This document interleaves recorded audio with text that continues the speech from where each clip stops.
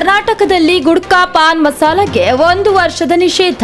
ಕರ್ನಾಟಕದಲ್ಲಿ ಗುಟ್ಕಾ ಹಾಗೂ ತಂಬಾಕು ನಿಕೋಟಿನ್ ಒಳಗೊಂಡ ಪಾನ್ ಮಸಾಲಾ ಉತ್ಪನ್ನಗಳ ವಿರುದ್ಧ ಸರ್ಕಾರ ಕಠಿಣ ಕ್ರಮ ಕೈಗೊಂಡಿದ್ದು 1 ವರ್ಷದ ನಿಷೇಧವನ್ನು ಜಾರಿಗೊಳಿಸಿದೆ.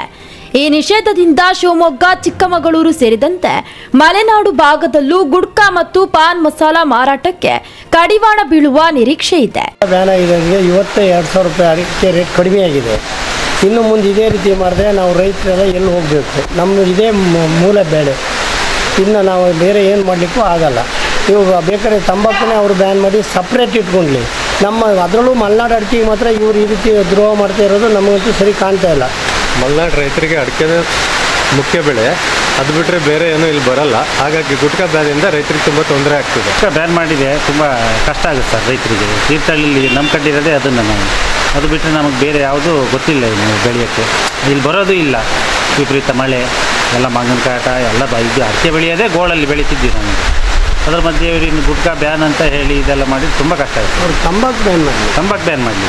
ಈಗ ತಂಬಾಕು ಸಪ್ರೇಟಾಗಿ ಅವ್ರು ಕೊಡ್ತಾ ಇದ್ದಾರೆ, ಅದನ್ನು ನಿಲ್ಲಿಸ್ಬೇಕಾದ್ರೆ ಈ ಅಡಿಕೆದ್ದು 2ನೇ ವರ್ಷನೂ ಈ ಗುಟ್ಕಾ ಬ್ಯಾನು ಅದು ಇದು ಅಂತ ಹೇಳಿಬಿಟ್ಟು ಎಲ್ಲ ಜನರಿಗೆ ಮೋಸ ಮಾಡಿ ರೈತರಿಗೆ ಮೋಸ ಮಾಡೋದು, ರೇಟ್ ಇಳಿಸೋದು, ಇವರು ಉದ್ಧಾರ ಆಗೋದು. ಇಲ್ಲಿ ಬೆಳೆ ನಾಶ ಆಗ್ತಾ ಉಂಟು ಚುಕ್ಕಿ ರೋಗದಲ್ಲಿ. ಎಲ್ಲ ಕಡೆಯಲ್ಲೂ ಇದು ವರ್ಷ ಬೆಳೆ ಕಡಿಮೆ ಆಗ್ತಾ ಉಂಟು.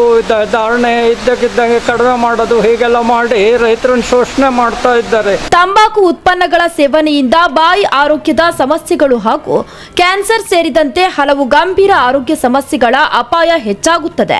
ಹೀಗಾಗಿ ನಿಷೇಧದಿಂದ ವಿಶೇಷವಾಗಿ ಯುವ ಜನರಲ್ಲಿ ಗುಟ್ಕಾ ಸೇವನೆ ಕಡಿಮೆಯಾಗುವ ಮೂಲಕ ಆರೋಗ್ಯದ ಮೇಲೆ ಉತ್ತಮ ಪರಿಣಾಮ ಬೀರುವ ನಿರೀಕ್ಷೆ ಇದೆ. ಇನ್ನೊಂದೆಡೆ ಪಾನ್ ಅಂಗಡಿಗಳು ಹಾಗೂ ಸಣ್ಣ ವ್ಯಾಪಾರಿಗಳ ಮೇಲೆ ನಿಷೇಧದ ಆರ್ಥಿಕ ಪರಿಣಾಮವೂ ಬೀರುವ ಸಾಧ್ಯತೆ. ನಿಷೇಧ ಜಾರಿಯಲ್ಲಿರುವ ಸಂದರ್ಭದಲ್ಲಿ ಅಕ್ರಮವಾಗಿ ಗುಟ್ಕಾ ಅಥವಾ ಪಾನ್ ಮಸಾಲಾ ಮಾರಾಟವಾಗದಂತೆ ಅಧಿಕಾರಿಗಳು ಕಟ್ಟುನಿಟ್ಟಿನ ನಿಗಾ ವಹಿಸುವ ಅಗತ್ಯವಿದೆ. ಒಟ್ಟಿನಲ್ಲಿ ಆರೋಗ್ಯ ರಕ್ಷಣೆಗೆ ಸರ್ಕಾರದ ಈ ಕ್ರಮ ಎಷ್ಟರ ಮಟ್ಟಿಗೆ ಪರಿಣಾಮಕಾರಿಯಾಗಲಿದೆ, ಮಲೆನಾಡಿನ ಅಕ್ರಮ ಮಾರಾಟಕ್ಕೆ ಕಡಿವಾಣ ಬೀಳಲಿದೆಯೇ ಎಂಬುದು ಇದೀಗ ಕುತೂಹಲ ಮೂಡಿಸಿದೆ. ಗುಟ್ಕಾ ನಿಷೇಧದಿಂದ ಅಡಿಕೆ ಬೆಳೆಗಾರರಿಗೆ ಆತಂಕ. ಶೇಕಡಕ್ಕಿಂತ ಹೆಚ್ಚು ಅಡಿಕೆ ಬೆಳೆಯುವಂತಹ ಒಂದು ರಾಜ್ಯ ಕರ್ನಾಟಕ. ಹಾಗಾಗಿ ಕರ್ನಾಟಕ ರಾಜ್ಯದ ಸರ್ಕಾರ ಅಡಿಕೆ ಬೆಳೆಗಾರರಿಗೆ ರಕ್ಷಣೆಯನ್ನು ಕೊಡಬೇಕಾಗಿತ್ತು, ಇದುವರೆಗೂ ಕೊಟ್ಕೊಂಡು ಬಂದಿತ್ತು. ಆದರೆ ಈಗ ಕಳೆದ ಸುಮಾರು 20 ದಿವಸದಿಂದ ಈ ಕಡೆ ಗುಟ್ಕಾ ಬ್ಯಾನ್ ಮಾಡಿ ಒಂದು ನೋಟಿಫಿಕೇಷನ್ನ ಹೊರಡಿಸಲಾಗಿದೆ.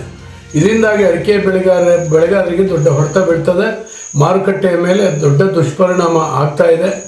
ಇವತ್ತು ಅಡಿಕೆ ಬೆಳೆಯುವ ಸ್ಥಳದಲ್ಲೇ ಇದನ್ನು ಬ್ಯಾನ್ ಮಾಡಿದಾಗ ಇದರ ಹಿಂಸೆಯನ್ನು ರೈತರು ಅನುಭವಿಸಬೇಕಾದಂಥ ಒಂದು ಪರಿಸ್ಥಿತಿ ಇದೆ. ನಾನು ವಿನಂತಿ ಮಾಡ್ಕೊಳ್ತೇನೆ, ನಾಳೆ ಮಾನ್ಯ ಮುಖ್ಯಮಂತ್ರಿಗಳನ್ನು ಡಿ.ಕೆ. ಶಿವಕುಮಾರ್ ಅವ್ರನ್ನ ಎಲ್ಲ ಪಕ್ಷದ ಅಡಿಕೆ ಬೆಳೆಗಾರರ ಕ್ಷೇತ್ರದ ಶಾಸಕರು ನಾವು ಭೇಟಿಯಾಗೋರಿದ್ದೇವೆ. ನಾನು ಅನೇಕ ಶಾಸಕರುಗಳಿಗೆ ಫೋನ್ ಮಾಡಿ ವಿನಂತಿ ಮಾಡ್ಕೊಂಡಿದ್ದೀನಿ. ನಾಳೆ ಒಂದು ಟೈಮ್ ಫಿಕ್ಸ್ ಮಾಡ್ಕೊಂಡು ಮಾನ್ಯ ಮುಖ್ಯಮಂತ್ರಿಗಳನ್ನು ಭೇಟಿ ಮಾಡಿ ಈ ರೀತಿ ಆಗ್ತಾ ಇದೆ, ಇದರ ದುಷ್ಪರಿಣಾಮ ರೈತರ ಮೇಲೆ ಆಗ್ತಾ ಇದೆ. ಅಡಿಕೆ ಬೆಳೆ ಇವತ್ತು ಬಹಳ ವಿಸ್ತಾರ ಆಗಿದೆ. ಸುಮಾರು 12 ಜಿಲ್ಲೆಗಿಂತ ಹೆಚ್ಚು ಜಿಲ್ಲೆಗಳಲ್ಲಿ ಅಡಿಕೆಯನ್ನು ವ್ಯಾಪಕವಾಗಿ ಬೆಳೀತಾ ಇದ್ದಾರೆ. ತರಿಯನ್ನು ತೆಗೆದು ಅಡಿಕೆಯನ್ನು ಹಾಕಿದ್ದಾರೆ, ಮತ್ತು ಅಡಿಕೆಯನ್ನು ಕಡಿದು ಹಾಕಲಿಕ್ಕೆ ಸಾಧ್ಯ ಆಗೋದಿಲ್ಲ. ಇಂಥ ಒಂದು ಪರಿಸ್ಥಿತಿಯಲ್ಲಿ ತಾವು ರೈತರ ಕಲ್ಯಾಣವನ್ನು ಬಯಸಬೇಕು ಅಂತ ಹೇಳಿ ನಾಳೆ ವಿನಂತಿ ಮಾಡ್ಕೊಳ್ತಾ ಇದ್ದೀವಿ. ರಾಜ್ಯ ಸರ್ಕಾರ ಗುಟ್ಕಾ ನಿಷೇಧ ಜಾರಿಗೊಳಿಸಿರುವ ಹಿನ್ನೆಲೆ ಅಡಿಕೆ ಬೆಳೆಗಾರರಲ್ಲಿ ಆತಂಕ ಹೆಚ್ಚಾಗಿದೆ. ರಾಜ್ಯದ ಸುಮಾರು 12 ಜಿಲ್ಲೆಗಳ ಲಕ್ಷಾಂತರ ರೈತರು ಅಡಿಕೆ ಬೆಳೆಯನ್ನೇ ಜೀವನೋಪಾಯದ ಪ್ರಮುಖ ಆಧಾರವಾಗಿಸಿಕೊಂಡಿದ್ದಾರೆ. ನಿಷೇಧದಿಂದ ಅಡಿಕೆಗೆ ಬೇಡಿಕೆ ಕುಸಿಯುವ ಸಾಧ್ಯತೆ ಇದೆ ಎಂದು ರೈತರು ಆತಂಕವನ್ನ ವ್ಯಕ್ತಪಡಿಸಿದ್ದಾರೆ. ಮುಖ್ಯಮಂತ್ರಿಗೆ ಮನವಿ. ಅಡಿಕೆ ಬೆಳೆಗಾರರ ಹಿತಾಸಕ್ತಿಯನ್ನ ಕಾಪಾಡುವಂತೆ ಜನಪ್ರತಿನಿಧಿಗಳ ನಿಯೋಗದೊಂದಿಗೆ ಮುಖ್ಯಮಂತ್ರಿ ಅವರನ್ನ ಭೇಟಿ ಮಾಡಿ ಮನವಿಯನ್ನ ಸಲ್ಲಿಸಲಾಗಿದೆ. ಆಹಾರ ಸುರಕ್ಷತಾ ಆಯುಕ್ತರು ಹೊರಡಿಸಿರುವ ಅಧಿಸೂಚನೆಯನ್ನ ಮರುಪರಿಶೀಲಿಸಿ ರೈತರ ಬದುಕಿಗೆ ತೊಂದರೆಯಾಗದಂತೆ ಸೂಕ್ತ ಕ್ರಮಗಳನ್ನು ಕೈಗೊಳ್ಳಬೇಕು ಎಂದು ಒತ್ತಾಯಿಸಲಾಗಿದೆ. ರೈತರ ಹಿತವೇ ಆದ್ಯತೆ. ಗುಟ್ಕಾ ನಿಷೇಧದ ಪರಿಣಾಮ ಅಡಿಕೆ ಮಾರುಕಟ್ಟೆಯ ಮೇಲೆ ಪರಿಣಾಮ ಬೀಳದಂತೆ ಸರ್ಕಾರ ಕ್ರಮ ಕೈಗೊಳ್ಳಬೇಕು. ಲಕ್ಷಾಂತರ ಅಡಿಕೆ ಬೆಳೆಗಾರರ ಜೀವನೋಪಾಯದ ರಕ್ಷಣೆಗಾಗಿ ಹೋರಾಟವು ಮುಂದುವರಿಯಲಿದೆ ಎಂದು ಜನಪ್ರತಿನಿಧಿಗಳು ತಿಳಿಸಿದ್ದಾರೆ. ಮೀಡಿಯಾ 9 ಕನ್ನಡ ನಿರ್ಭೀತಿಯಿಂದ ನಿಮ್ಮ ಜೊತೆಗಾರ.